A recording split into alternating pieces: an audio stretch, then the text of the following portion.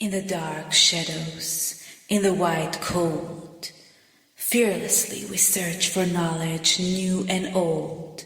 We drink the strong spirits and read the ancient tomes. The order of the Abracast. We are the brave and the bold. Hey, before we get started on this episode, I wanted to point out that a lot of the things we're going to be talking about, I went ahead and I put in the Fulgar Correspondentia site, part of the website. It'll be in the next newsletter as well. So you sign in the newsletter, you can read all about the coming insurrection, the radical abolitionist movement called Burn Down the American Plantation. And I also went and I found some great work on the Syrian revolution that comes up in this episode. So if you want to get a little bit more background on these things, you can hit up that part of the website. If you don't have access to that part of the website, if you sign into the mailing list, you get a link right there to it. Thank you. The Abracast, occult, history, conspiracy, and violence.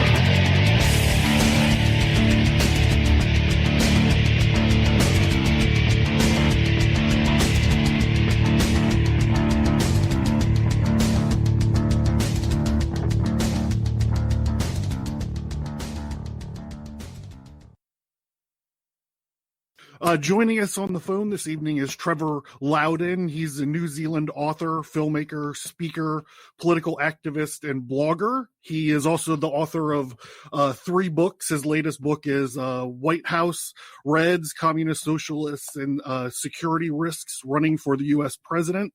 You can find all about Trevor at trevorloudon.com. Trevor, thank you so much for coming on. I know in the light of current events, I'm sure you're a pretty busy guy. Welcome to the show. I sure am, but look, always good to talk to a patriot. So I'm happy to be on, John. Thanks for asking me. Okay, great. So before we get into it, I was just wondering, because you've been at this for a long time. So I was hoping that maybe you can kind of tell us how you found yourself looking at Antifa. Well, it's not just Antifa. I study the whole left. You know, I started that in New Zealand because they were very powerful in my country. And I got into it really studying Obama. I discovered Obama's communist background way back in March 2007, well before he got the nomination. So what I do is I study the radical communist and terrorist left, and especially their relationship to mainstream political parties.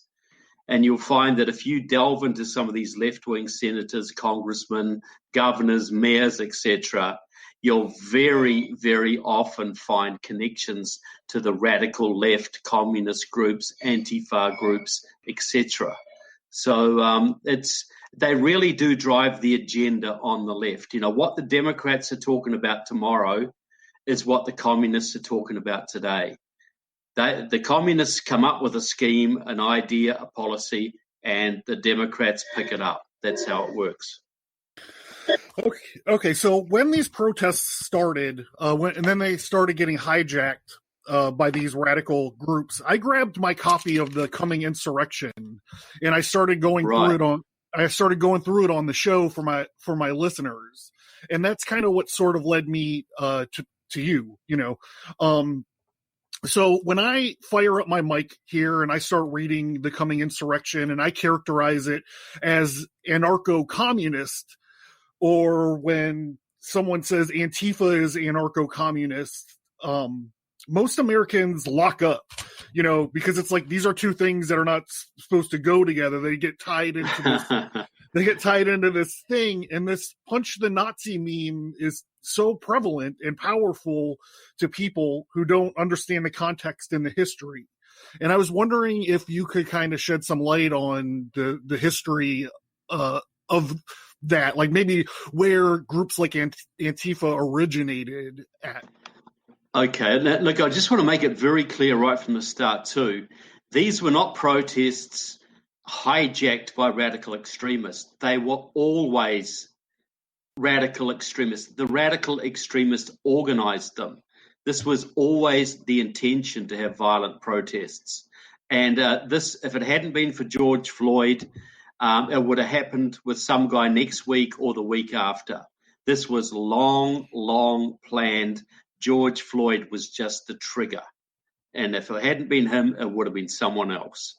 But to go back to your question about Antifa, now Antifa are only part of this. They're I would say they're a small part of it actually, but they are very much in the public mind because nobody's focusing on the other parts of this, which are the pro-Chinese communists and the other communist groups. But Antifa, anarcho-communist, what does that mean? Well, in the old days, the communists would say you had to take over the government and you had to take over capitalism and you had to establish a socialist state where the government controlled all means of distribution, production, and exchange, all the businesses, and then that the state would wither away and you'd have a communist society, a communal society where everybody shared the fruits of their labors equally. Well, anarcho-communists believe in that, but they don't believe in going through socialism first. They don't believe in the organization. They just believe by tearing down capitalism and destroying it, what will be left will be a communist society. So they have the same goals as the traditional communists. They just don't have the discipline to go through or the patience to go through the socialist state control of everything stage. But Antifa the concept was invented in pre-World War II Germany by the German Communist Party. See, the Nazis had their brown shirts, their thugs, and they were beating up the communists. So the communists started Antifa to beat up the brown shirts. And these were roaming bands of young thugs who would go around beating up anybody who didn't agree with the communists, including the Nazis. But when the Nazis won, a lot of the Antifa guys crossed over to the Nazis. It was just like one street gang patching over to another street gang. Really, that's all. It wasn't much difference between them. One form of thuggery exchanged with another. And Antifa resurfaced in Germany in the 80s to fight against the neo-Nazis that were coming out of the former East Germany. But their definition of fascism, because Antifa means anti-fascist, and their definition broadened to mean anybody who was a conservative, anybody who was a patriot, anybody who supported closed borders and the traditional nation state. And in the 90s, it spread to America. Was part of the Occupy movement in 2011, and now it's all over the country. And arranged in autonomous cells working for anarcho-communism. Yeah, so we're stuck. We're stuck in this black and white view. We, Americans, we got the good guys and the bad guy kind of worldview, and we don't understand that commies punch Nazis. That doesn't make them good guys. In history, no. Well, yeah, look. When one mafia gang attacks another mafia gang and shoots them up, that doesn't make the mafia, either of them, good guys, does it? It's just two bunches of thugs fighting each other. So when Antifa punches Nazis, that's just thugs A attacking thugs B. Doesn't mean they're good guys. They're just fighting for turf. They're fighting for control. Yeah, and it's interesting because if you look at the way words the meanings of words have been changed over the years. Literally anything could be called fascist now because no one remembers, what it specifically was, supposed to mean, like back in the 30s and stuff. And now, like, literally you have reputable news people saying, like, literally, Trump is a Nazi or whatever. So, I was hoping that maybe you could talk a little bit about the original Antifa people deciding, hey, we're actually both socialists. It's just a matter of degree between the communists and the Nazis. So it was pretty easy for them to put the brown shirt on. I was hoping that maybe you could talk about that a little bit. Yeah, and that's a very good point. See, before World War II, and the communists don't like to talk about this, it's very embarrassing for them. But Hitler admired Stalin, and Stalin admired Hitler. Hitler, the Nazi, was very, very impressed with Joseph Stalin's control of his country, the Soviet Union. Stalin was very impressed with how Hitler had organized a takeover of Germany and how he was running things. See, Nazis were National Socialists. They believe in socialism for the white race, for the master race. Stalin believed in socialism for the working class. So there was a class difference. One emphasized class, one emphasized race. But there was a huge crossover. Many communists became Nazis. They were called beefsteak Nazis because they were brown on the outside and red in the middle. Many of Hitler's leading Nazis had communist backgrounds. And Stalin and Hitler collaborated between themselves to basically take over Poland pre-World War II, and they were great buddies. But often, you see this happening with mafia clans. The one clan will collaborate with another clan for a long time, but then there's a big drug deal in the offing, or some turf or a new casino that can be taken over. So Mafia Clan A will attack Mafia Clan B to take it out. And that's what happened during World War II. One gang of socialist thugs took on the other gang of socialist thugs.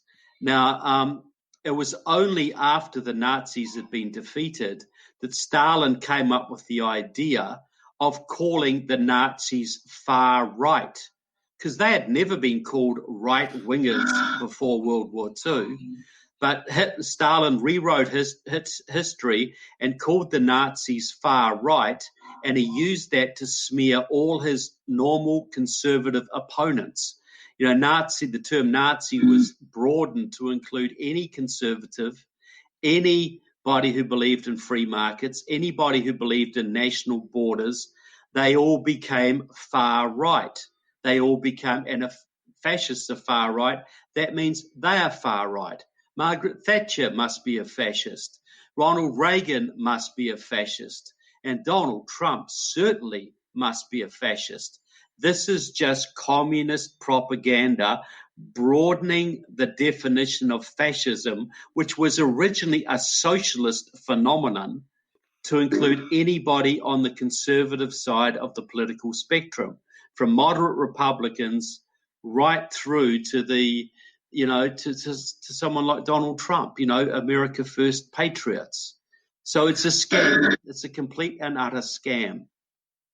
Yeah, so it took me a long time to wrap my head around this. I actually got a hold of Jonah Goldberg's book, Liberal Fascism from Mussolini. Right, it's a great book.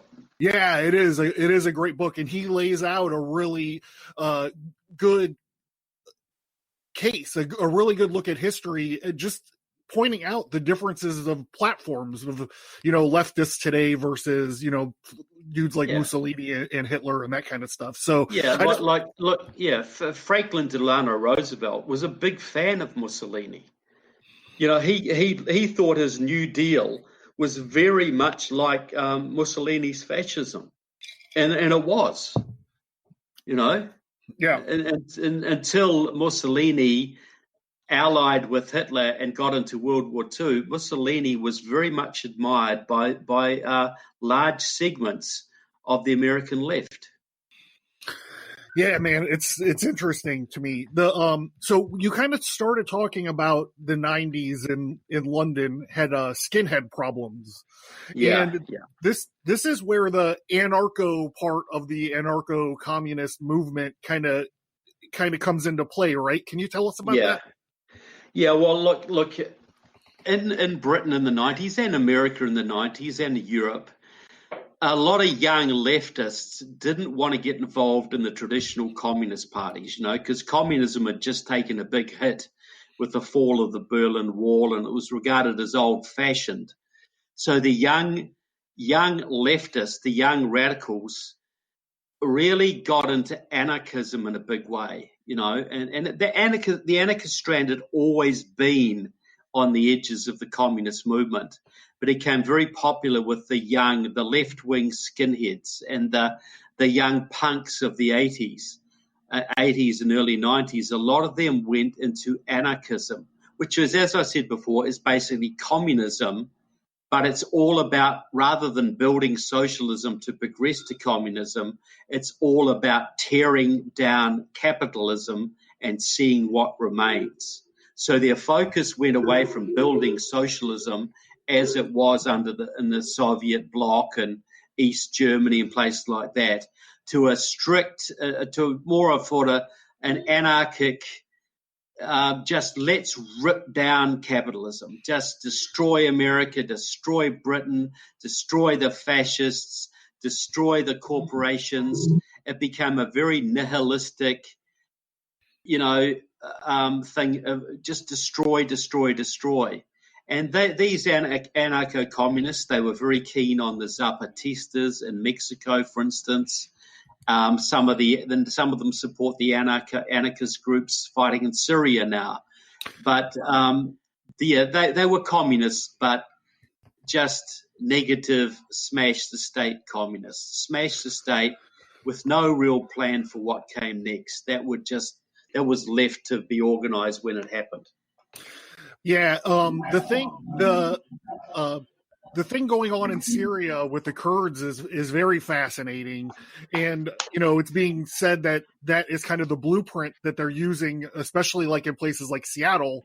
So maybe we could talk about that a little bit later on. But I was hoping that you can also explain a little bit about black blocking. Black blocking, well, you saw that a lot. This before Occupy, actually. The Black Bloc was a branch of the anarcho-communist movement. We would call them Antifa today, but they were guys who were masked. They ran around in black-clad mobs. They trashed San Francisco, I think about 2006. A lot of them were involved in the protests against the Iraq War.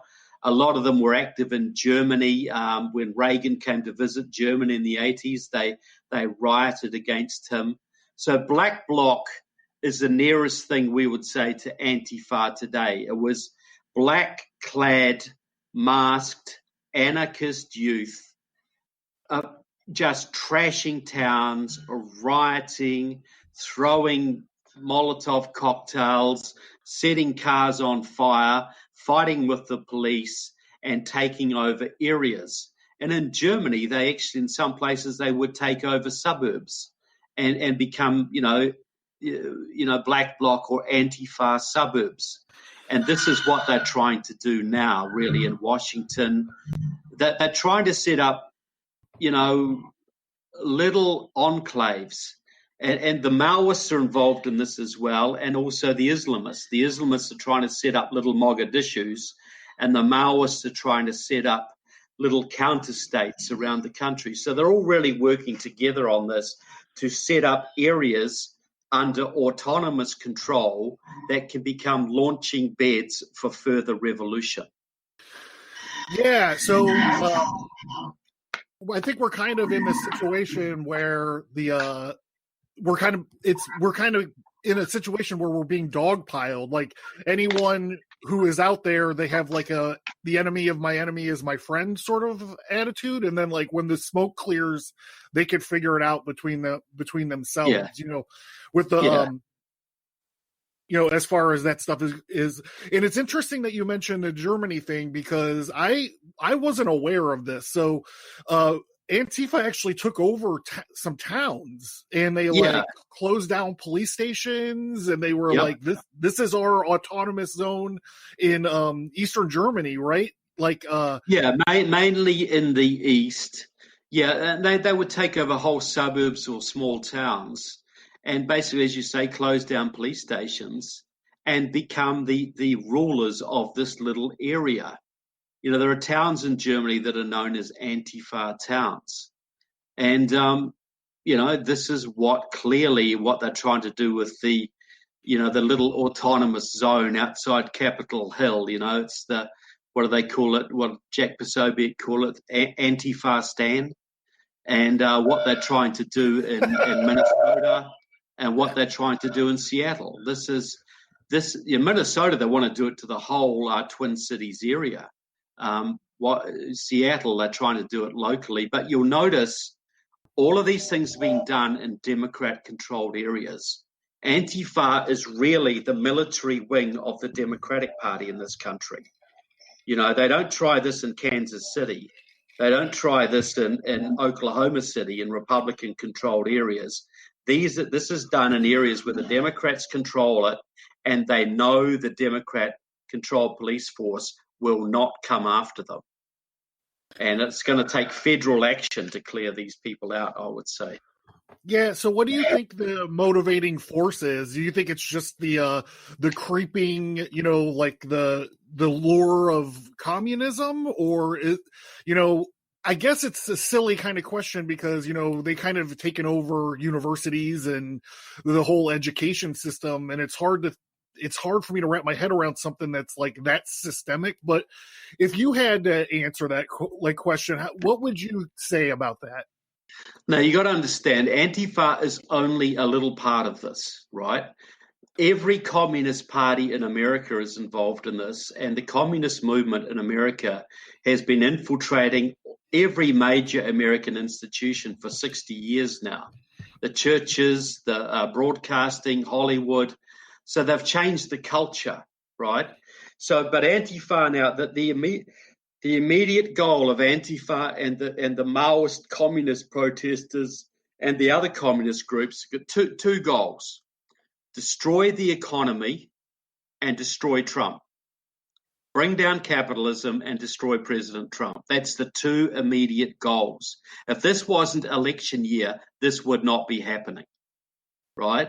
Mm-hmm. This is a military political operation to destroy the current president and bring down American capitalism as far as they can take it. They'll push it as far as they can, and they're gearing up for the summer of freedom. This is going to go all summer long if it's not stopped. And there's another factor behind this. The Chinese, who are driving most of this and organizing most of this, they want to destroy Trump. They want to destroy the U.S. economy, but they have another reason. See, Obama gutted the U.S. military. And while the Russians and Chinese have been arming up to the teeth like crazy, we were very, very vulnerable here. They were planning war on this country. And President Trump was trying to rebuild the military. But he could only do that on the back of a strong economy. If you bring down the economy, you bring down the U.S. military budget. And if you do that, Russia and China run this world. And already 31 Democrats, led by the communist Barbara Lee and the socialist Mark Pocan from Wisconsin, have written a letter to the Armed Services Committee, which controls the military budget, demanding big military budget cuts in the coming budget round. So this is a military, political, economic war on the United States, manifesting through Antifa, the protesters, and the Democratic Party. Yeah, so I didn't consider the China aspect of this, and obviously we've been having a lot of problems with the Wuhan situation, and also like we're basically in the middle of a escalating trade war, with them. So, it's interesting to think that this is just a big part of a larger puzzle, and maybe I'm naive to not have thought about that prior. This is a Chinese operation. Antifa is playing its part, but they're not the leaders of this. The leading groups organizing the riots are two pro-Chinese communist parties: the Freedom Road Socialist Organization and Liberation Road. Liberation Road invented Black Lives Matter. That's their front group. So these two groups are organizing 85% of the protests around the country. And they are directly aligned to China. They follow the Chinese line and they follow Chinese instructions. The Chinese deliberately militarized the COVID response. They created a panic to shut America down, to destroy the economy. And just as we're starting to recover from that, just when there's a glimmer of hope, bang, 3 weeks of rioting, all orchestrated by the Chinese with some Iranian help, some Venezuelan help, and probably a few other countries piled in there as well. So, how long would you expect that this protesting and rioting and so forth continues into the summer? Are we looking at a whole summer of this stuff? Till the election, and if Trump gets reelected, it'll be starting up all over again straight afterwards, unless it's stopped. This is the new normal. Until they bring us to our knees, this is the new normal. It will go on forever. It will escalate. It will devolve into terrorist activities. I expect bombings and similar stuff, unless there's resolute action to shut it down real quick. It will go on until they defeat us. Okay, so we talked earlier about the Syria thing very briefly, but I think it's worth kind of getting into a little bit because this was like a big success for them. And they're using the same tactics in like Seattle at the autonomous zone or whatever that the Antifa and the communists, anarcho-communists used in Syria, which is they turned around and they started fighting ISIS. And you could see like there's actually like Rolling Stone articles, holding these communists up, going like, look at these guys, they're fighting ISIS better than the army is, and all this other kind of stuff. So can you talk a little bit about the success that they had there? Yeah, look. There's a group in Syria. There's many factions in Syria, but one of the factions is YPIRG. YPIRG. It's an anarcho-communist faction amongst the Kurds, and they are indeed fighting against ISIS. And a lot of American anarchists, including members of Democratic Socialists of America, one of them from Sacramento got killed fighting there a couple of years ago, actually. And so these DSA guys, and DSA, Democratic Socialists of America, has a lot of people in Antifa. So they're going over there to fight ISIS and help the Kurds, this faction of the Kurds, build their autonomous zones in Syria. And they have big support groups here for those people. We're quite well-supported support groups. But strangely, you also have reports from the FBI that certain Antifa leaders have been meeting with ISIS in Germany. So, look, there are factions within an Antifa. It's a loose movement, and some of them are certainly copying these Syrian rebels. They are certainly copying these Syrian anarcho-communist Kurds. And you see them post about them on Facebook, and you see them having support groups for them and going over there to fight. So that's part of it. But in the same token, ISIS, Antifa will reach out to anybody who hates America. And I'm sure some members of Antifa don't quite know what other members are doing. It's not like it's not. It's not like it's a sort of tightly organized organization. It's a whole bunch of factions all around the country. It's like a franchise. In certain areas, one anarchist group will put on the Antifa uniform. In other areas, Democratic Socialists of America will put on the Antifa uniform. In other places, it'll be other communist groups, even Maoists sometimes. So yeah, it's more of a movement than an organization. Like I don't know, like Christianity. You have lots of different strands of Christianity. Well, you've got lots of different strands of Antifa that believe different things, but they are all united by the idea of bringing down America and destroying this country. It's just this one organizing ideology up top, and then like whatever else you're kind of into, it'll get tolerated until we get until the big goal gets solved. Yeah, right. The big goal is destroying America. If you're on my side with that, I don't care what else you do. You can be into animal rights. You can be into open border stuff. Whatever floats your boat. As long as you hate America, you're my friend.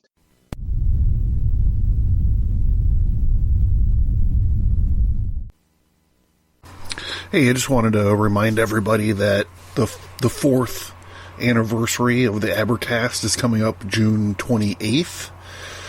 So if you have any questions for me, or you want to share anything about the show, your favorite, whatever's the worst, whatever, I don't know. I'm opening up for any questions. So that's June 28th. Thank you. Learn more at abracast.com. Get bonus content by signing up for the mailing list. Get all that, plus many exclusive episodes by supporting the show at patreon.com or subscribestar.com. Yeah, so that's interesting because I had not heard about this animal rights business. But apparently that's a big thing that motivates a lot of these people to this organization. Can you kind of unpack that? Like, what is it? Like the PETA or like the violent animal rights people get folded in? Yeah, a lot of the animal rights activists are anarchists, and there's a lot of overlap with Antifa, especially in the 90s. When Antifa wasn't that big, a lot of them were into the animal rights movement. But this is the revolution. See, most people and most Christians would believe there's a hierarchy of life. God at the top, then man, then nature. So, God gave man dominion over nature to serve his ends. But the revolution wants to overturn that hierarchy and elevate nature above man. So animals are more important than people. This is where the global warming stuff comes in, the climate change stuff. Nature is more important than man, the God Gaia. So animal rights fits into the anarchist, non-hierarchical or anti-hierarchical. They're not anti-hierarchical. They just want to totally turn the hierarchy on its head. So animal rights is a big part of the anarchist movement. Yeah, so I was reading about the environmentalist movement, right? And I was reading about this guy named Bookchin, who was Murray Bookchin, yeah. Yeah, and he was tied up ideologically in the Syrian thing. Yeah, well, his daughter is one of the leaders of the Syria support group here. Yeah, so I thought that was interesting because like you have to turn the hierarchy over where the human is shit, right? It's the environment and the animals that they have to be protected in this sort of thing. So I thought that was very weird, kind of bedfellows until you kind of think about the environmentalist movement and like what the global warming people are pushing, right? Yeah, they all respect nature over humanity. To them, humanity is a cancer on the earth. So they totally overturn that was the traditional hierarchy in all religions. God's at the top, then man, then nature. And God made nature to serve man's needs. Well, the revolutionaries want to put nature above man. Man is just scum. And so, you look, what is revolution? It's overturning the natural hierarchies of life. Employee is more important than employer. Student is more important than teacher. Child is more important than parent. All of these natural hierarchies that have been accepted in society for tens of thousands of years are now being turned on their heads. And so this is revolution. And the ultimate revolution, if you're looking at it from a Christian point of view, would be Satan overthrowing God, hell overthrowing heaven. So that's why the revolutionaries hate Christians, because the Christians have a certain hierarchy and the revolutionaries have something totally, totally different. And that's what they're working on. Yeah, you even see this kind of thing. Well, back to the environmentalist business, like you even see this kind of thing like a month into the lockdown here, these Green New Deal people started popping up going, see, we can do this. Like, all we need to do is for like another 30 years, no one leave their house and we'll be good. Yeah. Well, that's right. That's right. Wow, this is great for the environment. This has really stopped pollution. No cars being on the road. This is fair. We need to keep this going longer. Right. This is the Enlightenment view, is that man has natural rights and man has dominion over the natural world. And the natural world, all the plants, the animals, the minerals are here to serve man. That's the Enlightenment view. That's the view that gave us the Industrial Revolution, the free market, and the massive material progress we had in the 19th and 20th and 21st centuries. Well, that's all anathema to the revolutionaries. They would rather, they want to take us back to feudal times, to living in caves and living off mung beans. That's their ideal world, They really want the beehive society of Plato, where there's a king ruling, there's a soldier class enforcing, and everybody else are drones. Wow. Living in their little commune, eating mung beans for breakfast, and biking to work to their community co-op during the day. That's their ideal life. It's diametrically opposed to what most Americans would have come to accept as normal. You get out there, you make money, you alter the environment to suit you. You're a steward of the environment. You don't despoil it. You own it, and you want to look after it. You want to have it as good as you possibly can. And you look at all the socialist countries, they were the biggest despoilers of the environment ever. The cleanest societies in the world are the free market capitalist economies. Right. But that's not how the communists see it. They don't care. They look, this is the thing. Ultimately, they're all about destruction. These guys would, like to paraphrase Milton from the famous poem Paradise Lost. Why did Satan leave heaven? Because he'd rather rule in hell than serve in heaven. Right. These guys want to give us hell. As long as they are running it, they're good with that. Wow. So, yeah, I actually had you on just to get into Antifa, but I think we, you really widened the field on me a little bit, and I thank you so much for that. Well, yeah, look, we got to understand, focusing only on Antifa is like fighting World War II only against the Italian army. Right. And forgetting the Japanese and the Germans. Antifa's part of it, and it's readily identifiable because nobody understands the communists, you see here. Yeah. Nobody's researched them for years. Nobody understands them. Nobody knows how powerful they are. The FBI has no clue. So all they do is look at it and they see some Antifa guys running around. They know their history and they think this is all Antifa. No, it's not. It's 20% Antifa and 70% Maoist, communist, pro-Chinese. Yeah, and the thing with back to get specifically back to the rioting and stuff, like you see this idea or these pictures of like these building supplies getting dropped off strategically in these areas where these protests are going to be, and you're like, which one of these dopes can afford 12 pallets of bricks? You know what I mean? So there's the question mark out there, and everybody throws George Soros, rightly so, under the bus when they talk about these things. But I think he's a part of this. But look, these communist groups like Liberation Road, they get millions of dollars every year from the Ford Foundation, the MacArthur Foundation, some of the Soros groups, government grants, federal grants, city grants.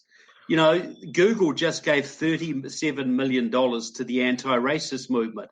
Well, the anti-racist movement is completely communist. These guys have all the money in the world. They have not short of money. If George Soros died tomorrow, this would just carry on because they have multiple sources of cash, a lot of it coming from your taxes.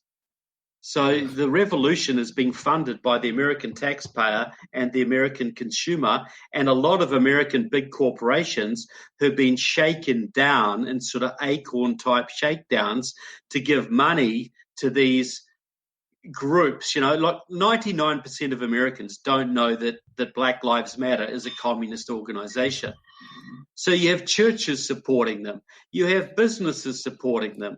You have government supporting them.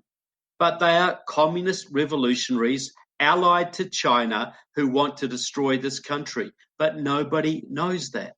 And, that's silly. It's not silly. It's frightening because a couple days ago, like my whole Instagram feed turned into these little black squares, to stand in solidarity with BLM. But if you just go on their website, they have this handy section called What We Believe. And if you click on that, it's shocking what they're willing to say in public that they believe they want to do. They're openly at what they would say anti-capitalist. They're openly socialist. They're openly redistributive.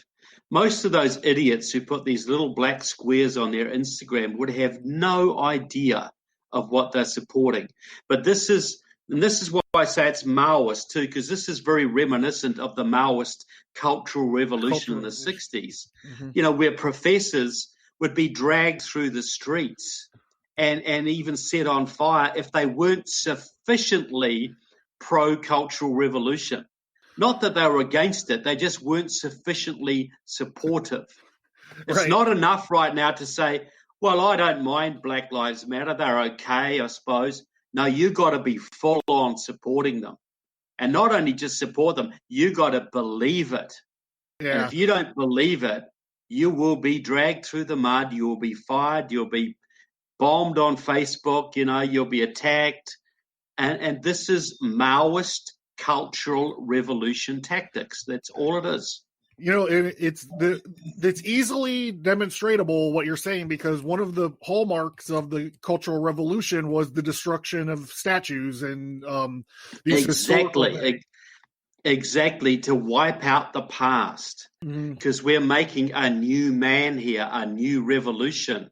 So we got to get rid of the monuments to the past, just like the Taliban when they went, who are Maoist. The Taliban, people got to understand, are Maoist Muslim group, went into Afghanistan and ripped down those wonderful Buddhist statues that had been there for 1,300 years. Yeah. This is what Maoists do. All of the ripping down of statues is done by Liberation Road and the Workers' World Party, which are both Maoist pro-Chinese communist organizations. This is the Cultural Revolution. Yeah, man, it's terrifying. So, can you tell us a little bit about your latest book and kind of anything else you wanna plug there? Yeah, look, there's two things I would like people to do. Now, if you've got Amazon Prime, go there and look up a movie that I did. It's called Enemies Within. Okay, that'll give you, it's had over 2 million views on Amazon Prime. Or you can go to my website, trevorloudon.com, and order the DVD. But Enemies Within exposes roughly the 100 members of the US Congress and the 25 members of the US Senate who are working for the other side. By that, I mean the communists or the Islamists or both. So that's a must, Enemies Within. That'll really make you understand why the Democrats are supporting this crap, because the Democrats are on the side of the revolution now. And the other thing I'd like people to check out, go to Amazon. You can buy it there, but it takes 2 months to get it. Or go to my website, trevorloudon.com, and that's Loudon, trevorloudon.com. I have a new book out there. I've got 5 books on there, but you'll go to my store. There's a new book out there called White House Reds, and that profiles 10 leading Democrats who stood for president this election cycle. All of them are Marxists, and that includes Joe Biden, who has a history with the Soviet Union, China, and Iran. He's basically been working for the other team since 1972. That includes the so-called moderate Amy Klobuchar. That includes the other so-called moderate Pete Buttigieg, but it gives the communist backgrounds of Julian Castro, Deval Patrick, Tom Steyer, and obviously Bernie and Elizabeth Warren and Cory Booker. But President Donald Trump Jr. said recently that the 2020 election would be communism versus freedom, and nobody took him seriously. But if you read that book, White House Reds, and you watch my movie, Enemies Within, and also look up my movie, America Under Siege, Antifa, which is available free on YouTube. So White House Reds from my website, Enemies Within from my website or Amazon Prime, or America Under Siege, Antifa, available on YouTube. You go through those 3 things and you will understand that Donald Trump Jr. was not exaggerating in the tiniest little bit. That's what we're facing in the next election. All right. Very well put, sir. And thank you so much for your time. I really enjoyed it. And I think I learned a lot, and hopefully we opened up some eyes here with some listeners. Yeah. Look, well, anytime, John, you're obviously a guy who studies this stuff. You knew a lot more about Antifa than most people around, because you understand the concept, you understand the Syrian connection, their history, what their tactics are. And I just hope I've sort of broadened it a little bit to let you know it's not just Antifa. It's wider than Antifa. But I enjoyed the conversation, and look, anytime, it's I enjoy doing this stuff. Yeah, we've been keeping our eye on Joe Biden, so maybe closer to the convention, maybe we'll have you back on and you can spill some beans on Joe. Oh, yeah, that might take 2 or 3. But yeah, 2 or 3 episodes. But yeah, look, everybody knows that Joe Biden is the walking dead. It's really going to be who his VP is. And I'm betting Kamala Harris, who is a complete Maoist. People think she's a moderate, even a little bit conservative. She is a Maoist. She is hardcore. And but virtually any of the people he wants to put on his VP ticket are of the same ilk. So really, whoever he picks as his VP candidate will be the real candidate. It's sort of like Sarah Palin was really the candidate, not John McCain, on the Republican side in 2000. The VP candidate will be the star. Joe will just be in the background, shaking hands and smiling and having his head turned in the right direction, Right. Yeah. All right, Trevor. So thank you again. I really do appreciate it. And we will certainly have you back on some Joe Biden stuff. Good. I really enjoyed it, John. And shout out to all your listeners. And let's make this a successful year for liberty, eh? Yes, I agree with you 100%, sir. Thank you very much. Good. Thanks very much, sir. Bye-bye. Thank you for listening to this episode. Send an email or visit us on social media to let us know what you think about this topic. And please remember to leave a 5-star rate and review. Hey, did you learn something? Did you laugh? Supporting me is a way for you to be a part of the Abercast and ensure its growth and sustainability. It also means I can create a normal schedule for shows and bonus shows, as well as the exclusive Fellowcraft episodes. By supporting the show, you are not only a listener, but you are a part of the show. You supporting the show gives me a way to offer fun rewards as a thank you for showing your appreciation and support for our projects. Do you have an idea for a reward that you don't see? Let me know. My supporters are my partners. I currently pay for you to listen to the Abercast. Not only do I pay the hosting bills out of my own pocket, I volunteer my time and talent to each and every episode of the Abercast.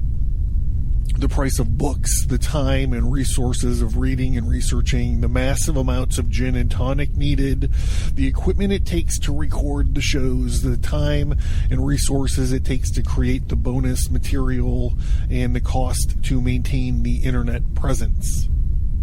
Is it worth your support? I don't know. I am proud of the Abercast, and I feel like I'm improving all the time. In addition to creating the show that you dig and that you are excited about, I also have a full-time commitment and other obligations. So why financial support? All of the supporters help me focus my time on the quality and development of the podcast. And what if you can't afford, $1 or $3 or $10 or whatever a month? Believe me, I get that. There are many degrees of support, but if you can't support the show financially, please consider leaving a 5-star rate and review on your preferred podcast app. And don't forget that you can sign into the mailing list and still unlock a lot of bonus content. Thank you. I cannot put into words how much it means to me that you listen to the show each time I post a new episode. Your feedback, support, and love of the stories that we talk about here is what keeps me going.